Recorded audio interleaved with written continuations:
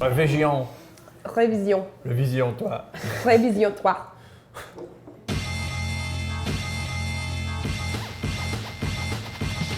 So today is the apocalypse. Oh, in case God. anyone was keeping track in their Why calendars. did I decide to spend it with you people? Yeah, that happens.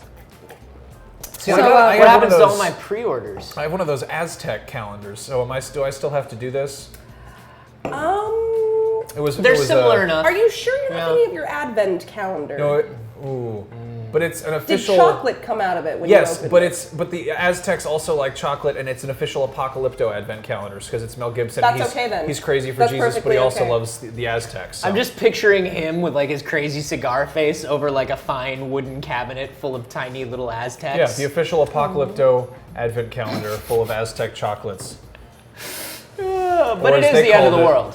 Yeah, it is the end of the world today. Hopefully later. I hope you guys accomplished everything that you wanted to accomplish. Well, No, I've not at definitely been preparing by playing a lot of post-apocalyptic games, and my God, there are a lot of them. Yeah. There are. There are quite a few. Let's name them. There are two things that we like in video games, and it's space and the world after the apocalypse. Well, actually, I would say there's space and there's times of nights and magic. And then Yes. the sort of side one from that is like, what if it was real life, but it was in the future and it sucked? Yeah. What if it was real crappy? Because that's a distinction we have to make. There are a lot of things about like a shitty rundown future, and those are not apocalyptic games.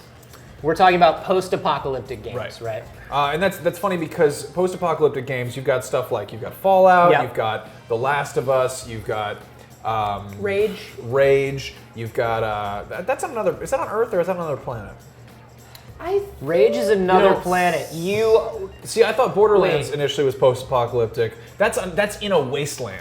That's the Yeah, difference. and that's it's in on a an wasteland. entirely other continent. So for the sake of this, let's just say Rage and well, I mean, obviously- they all kind of fall under the same Yeah. umbrella, though. And I Yeah. think the reason that they're all popular is because they allow you to kind of operate under the umbrella of Earth or an Earth-like planet, Right. while still being able to create, the landscape that you want to create. It's one of the few settings for games that almost immediately turns me off, actually. Really? Yeah. See, it's one of the Yeah. few ones that actually immediately draws me in. No, I'm kind of. There are a few middle things there, I like I love the look of The Last of Us, and I think it's just those games that have that like dusty, deserty post-apocalypse.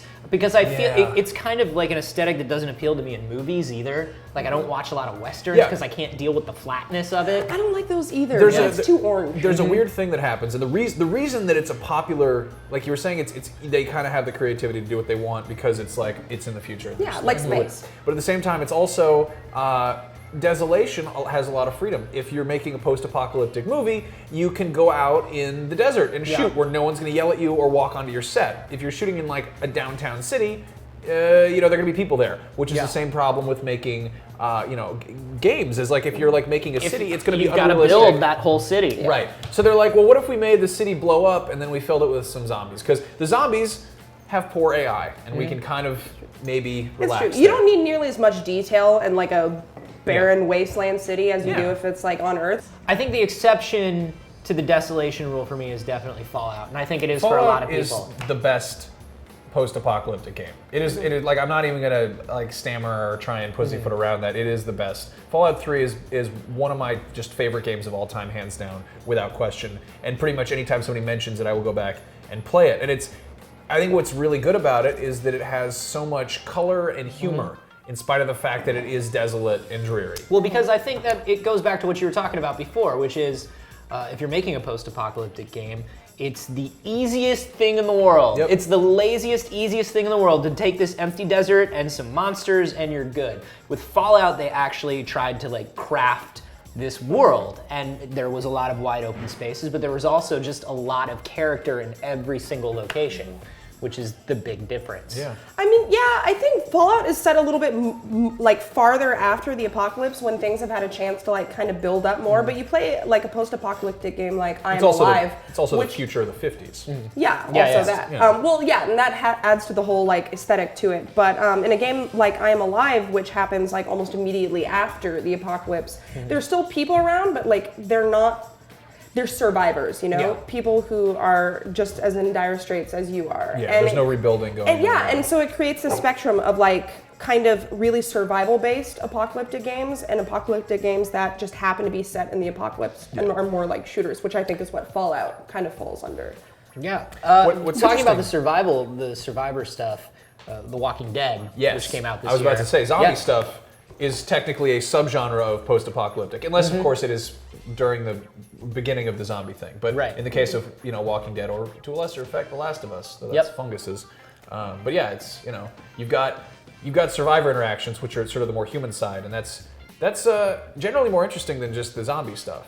And that's why I think for a style, like a more action style like I Am Alive, I think that's why it doesn't work for a lot of people, is because thematically when you're talking about just like a bunch of survivors trying to make it and be alive, you picture them doing more talking, you picture it being more kind of like tension based, you picture it being more interaction. So I'm Alive is full of tension though. The thing is, like, you're not trying to survive with a group of people, you just happen to run into other survivors who are in the city. And most of them are like dying or dead, and you just have to go like fetch them a med pack or something. But like it does bring up the interesting topic of like how few post-apocalyptic games have co-op, and like just like the sense of desolation that you get from playing them. That's something that I really enjoy, and it's part of the reason that I enjoy playing single player games, because I don't like playing games that are co-op. Yeah. That's one of the reasons like DayZ is so crazy popular online, because it is that post-apocalyptic zombie world, and those interactions are just as real and as varied as you would expect. That's right? such. I'm really fascinated by DayZ because it's like at a glance, or not DayZ. What is it?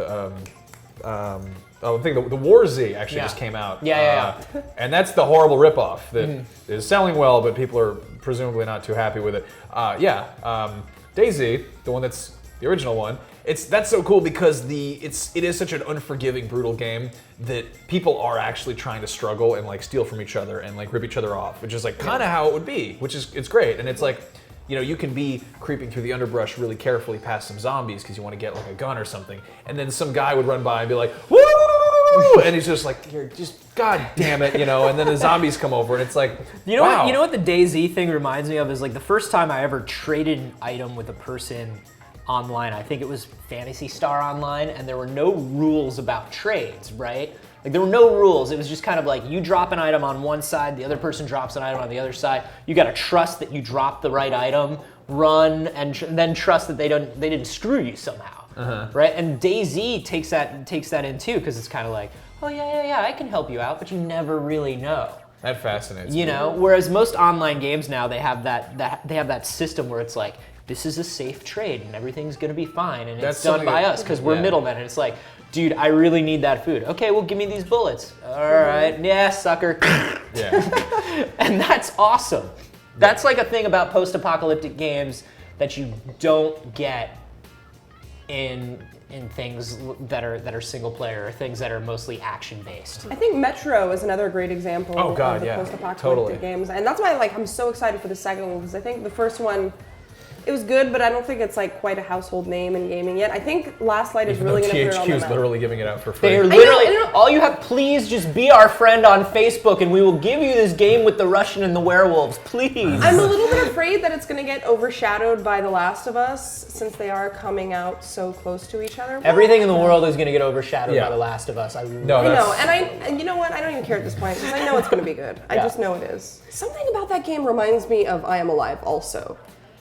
I don't know what. The Last of Us. Oh yeah, because they were both announced at around the same time. No, it's not that. It's like the feel of the game, like having because The Last of Us seems to put a lot of emphasis again on the survival aspects, where like everybody is desperate and will just like kill you for whatever you have.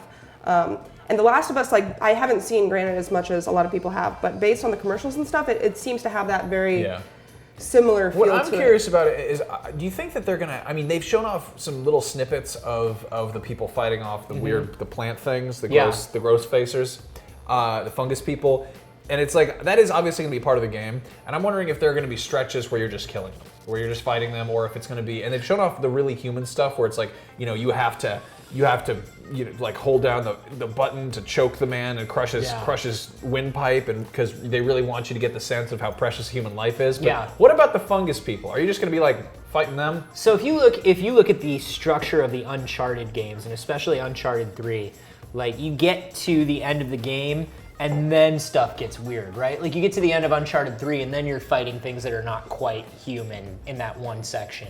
But it's mostly people all the way through. And I think what most people are reacting to about The Last of Us is the human interaction. I think that game is going to break some hearts. I think the monsters are going to be like, they surprise you every once in a while. There's probably like a stretch at the end where there's a lot of them and shit gets super real. But I would rather see more people in that game than monsters. I Am for Alive sure. had no monsters. That's what I like about it. Like 90% people, 10% monsters is what I want out of that game. That's fair. I think that it would not surprise me, just given Naughty Dog's track record, if The Last of Us wound up being like what The Walking Dead did, except with some more like gameplay. Yes. You know, I think that they are very capable as far as like writing and production of like a. I mean, they take with Nathan Drake's a great example. I mean, whether you love him or hate him, they took Nolan North and they like really helped roll him into the character, and it was like that's doing it like a level of complexity to a game that you don't usually see. It's not like, hi, you're the voice actor, read these lines. They were like, okay, let's really try and build him. I mean, that's something I thought about when I was playing The Walking Dead, actually, is when you get all your interactions with Clem and just like how much you come to care about Clem. And I'm just like, oh God, The Last of Us, when it's really like serious real-time combat and it's me and I've got to look after this girl. Yeah. It's gonna get real. Like it's gonna get super real. It's gonna feel super tense. Yeah, I wonder if I'd be a thing that would be really cool for a post-apocalyptic game, and I don't know if anyone's really trying to do this, but if you took this sort of, if you took like the Iron Man / your people die, you know, the death is a final thing, like from XCOM or from Walking Dead, where it really matters, but then make that a thing that happens with like real time, like so when you screw that's up. something that they tried out in Zombie U, but Yes, you don't really feel that connection. Yeah. What I'm saying is take the character and then take the unforgivable, like, because this is the thing is people would probably get really upset by it, but at the same time they'd probably get into it. And if Dude, there's what if that girl in The Last of Us, what if she could die and the game continued? And it just changed your whole character. See, that's and it just changed the world around you. I mean, that's the thing is like post-apocalyptic I don't stuff. think they'd go there. They're not going to go They're there. not But gonna go that there. would be kind of a cool thing. You played more Zombie U than any of us. Do you feel any connection to who you are, or do you care? Like, Oh, in the game, no, not at all. You feel you change characters every time you Right, die. right. They purposefully do that. It's like Spelunky. Yeah. Yeah.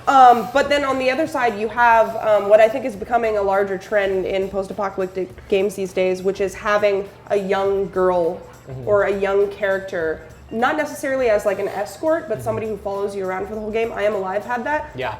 The Walking Dead had that. And now The Last of Us is going to have it. And I think it helps really suck people in emotionally. it's hilarious because what we keep coming back to is that the best thing in any post-apocalyptic game is human interaction, which is like the first thing people don't put into a post-apocalyptic game. Because it's like, because they have to program all the AI. Yeah. And they got to write it. And they're like, no, screw it. Throw in some zombies. Give them some guns or something. all I'm really taking away from this entire conversation is Zombie U is like Spelunky. Max Scoville, game journalist, 2012, at the end of days. Just doing myself. Also, just The very last words that Max Scoville said before the end of days on December 21st, 2012. Also, I told you Zombie guys- U is like Spelunky. Earlier I said I had 7 peppermints. There are actually 8 of them here, so. The Mayans foresaw this, Max. There, you happy now? Human Take it interaction away. is a terrible thing. Nope. Peppermint tea. You. Am I right? Am I right?